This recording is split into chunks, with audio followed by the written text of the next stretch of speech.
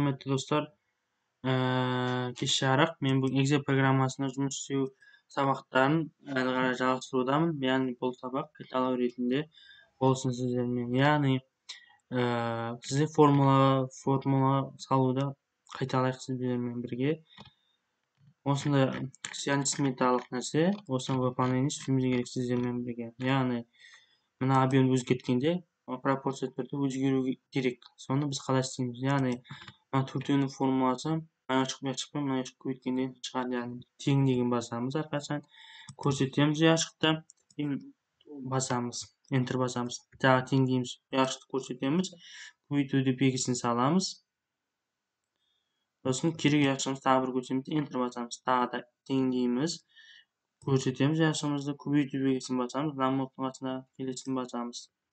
Тағы да көрсетеміз, көбейтіп enter. Бастық. Келесі накладной расход. Мына санды қалай шығару керек? Яғни мына көлемге көбейтіліп тұрса, ол үшін 2452 деп жазып қояйын. Тең деймін, 2452-ні белгілеймін. Осыны бөлем, мына объемға бөлем. Не көрдіңіз ба?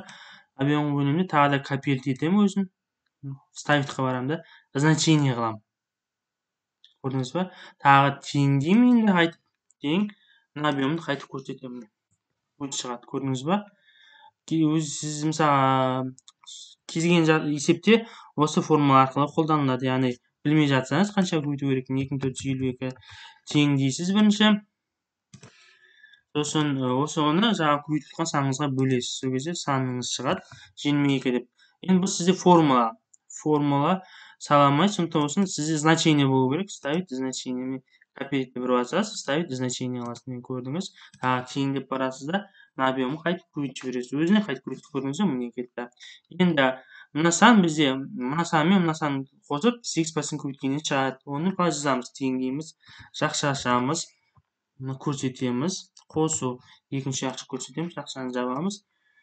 Процент деп жазуға болады, немесе 0,08 деп жазып жібереміз. Көрдіңіз бе? Шығып тұр. 44 теңге. Келесі мынау үшеуінің қосындысына тең болады. Яғни тең дейміз, қосамыз. Жақсы көрдіңіз ба? Мысалы қате басып кетсеңіз, ештеңе қылмайды.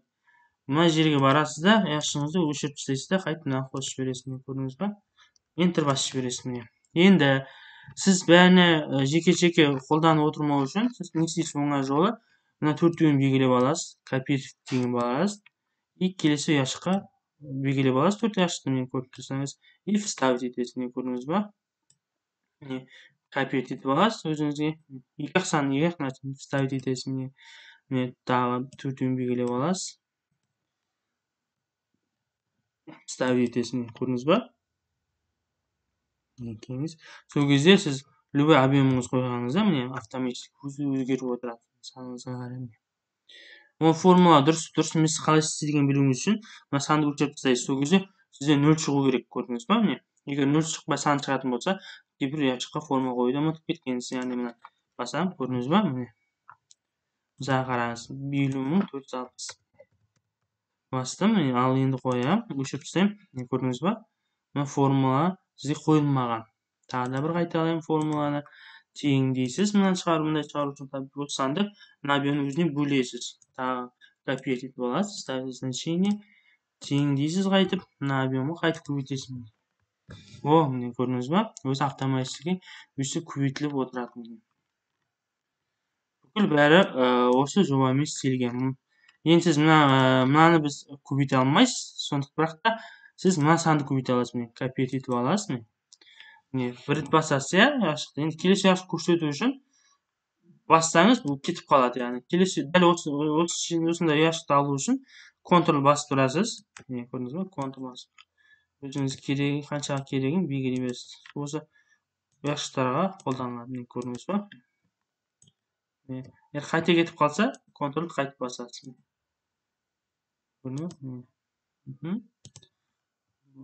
Белгіледіңіз и ставить етесіз. Көрдіңіз ба?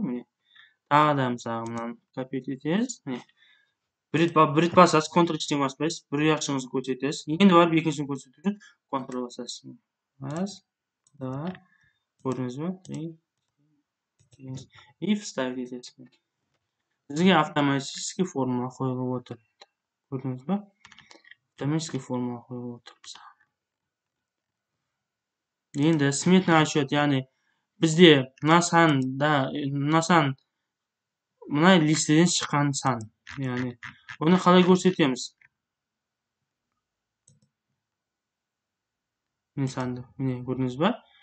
Ол сан шығару үшін теңдейсіз. Жаңағы өзіңізге керек ашығыңыз барасыз, міне көрдіңіз ба? Міне мынаны мыңға бөлеміз. Енді кешіші деп те жаңағы мыңға бөлеміз, көрдіңіз ба? Енді мына жақтан қазір бір сан өзгертсем, мынау менде автоматически өзгеріп отырады. Көрдіңіз, 7157 мың. Көрдіңіз ба? Мына өлшеп тастаймын. Қараңыз. Менде 7154 мың. Автоматически өзгеріп отырады. Яғни бір-бірімен байланысты неше түрлі таблица құруыңызға болады. Таблица. Тағы да қиын емес, белгілеп аласыз. Ол үшін копировать етесіз. Сол белгілеп ставить етесіз. Формула мына 4 шыққада қойылды. Тағы да копировать етесіз. И мысалға қай жерде? Бана екеулік ставить етесіз. Осы құрметті достар, айтайын деген, енді мына сіз сметаны выполнение жібер дейді біреу, мысалға сіз заказчигіңіз болсын. Енді өзгертілмеу үшін, адам өзгертпеу үшін сіз PDF түрінде жіберуіңіз керек. Оны қалай жібересіз? Мысалға болсын файл печать.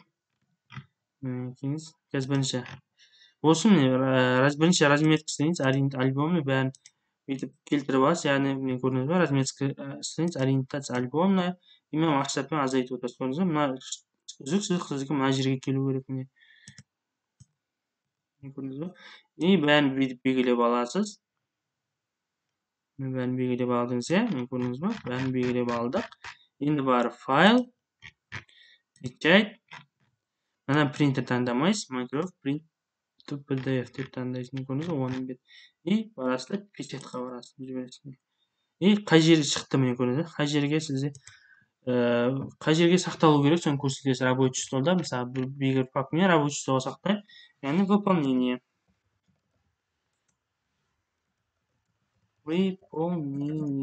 Көрдіңіз ба? И сохранить етемін.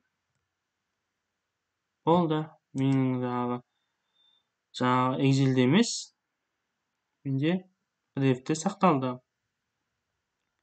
Осымен жолдастар, осы біздің Excel'дегі бүгінгі сабағымыз аяқталды. Қош сау болыңыздар.